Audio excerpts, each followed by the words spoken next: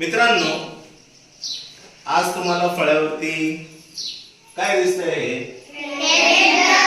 Calendar. बरोबर. तर आता कॅलेंडर का घेतलंय आपण तो पण प्रश्न पडला असेल तुम्हाला. ठीक आहे. तर आज आपण एक नवीन टॉपिक शिकणार आहे आणि तो जो नवीन टॉपिक आहे तो आहे लसावी. ठीक आहे. लसावी म्हणजेच लघुत्तम सामायिक विभाज्य. ठीक आहे. याला इंग्लिश मध्ये काय म्हणतात? LCM. LCM म्हणजे लीस्ट कॉमन मल्टिपल. ठीक आहे. तर हा टॉपिक सुरू करण्याआधी नेमकं LCM काय असतं, लघुत्तम सामायिक विभाजक काय असतं ते आपण एक उदाहरण घेऊन आपण बघणार आहे. ठीक आहे. या तुम्ही दोघं जण इकडे.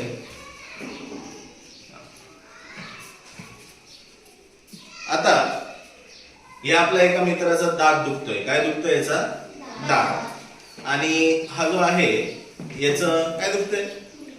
गुडघा दुखतोय है ना. ठीक. आता याचा जर दात दुखतोय तर याला दाताच्या डॉक्टरकडे जावं लागेल. बरोबर. मग आता दाताच्या डॉक्टरला इंग्लिश मध्ये काय म्हणता? काय म्हणता? डेंटिस्ट. ओके. दातांच्या डॉक्टरला काय म्हणतात? डेंटिस्ट. ठीक आहे. त्याच्यानंतर याचा गुडघा दुखतोय ना, म्हणजे याला कोणत्या डॉक्टरकडे जावं लागेल? हाडांच्या डॉक्टरकडे जावं लागेल. बरोबर.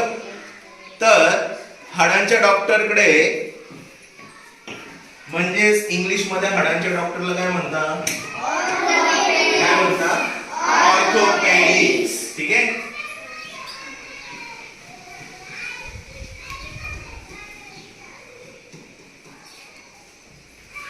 आता यांना दोन डॉक्टरकडे जायचंय. एक याला डेंटिस्ट कडे जायचंय आणि याला कोणाकडे जायचंय? ऑर्थोपेडिक्स कडे जायचंय. पण हे दोघं काय खूप जिगरी मित्र आहेत. काय दोघं जण जिगरी मित्र आहे. बरोबर. पण आता जिगरी मित्र आहे म्हणून त्यांना एकाच दिवशी दवाखान्यात जायचंय, सोबतच जायचंय. बरोबर. त्याच्यानंतर पण हे जे डेंटिस्ट आणि ऑर्थोपेडिक्स आहे हे काही मित्र नाही. हे दोघं काही मित्र नाही. पण हे दोघं तर मित्र आहेत आणि हे दोघं काही मित्र नाही. बरोबर. आता हे दोघं मित्र नसल्यामुळे जो डेंटिस्ट आहे, डेंटिस्ट महिन्याच्या दर 6 दिवसाने येतो. किती दिवसाने येतो डेंटिस्ट? 6 दिवसाने येतो. बरोबर. मग आता जर तो 6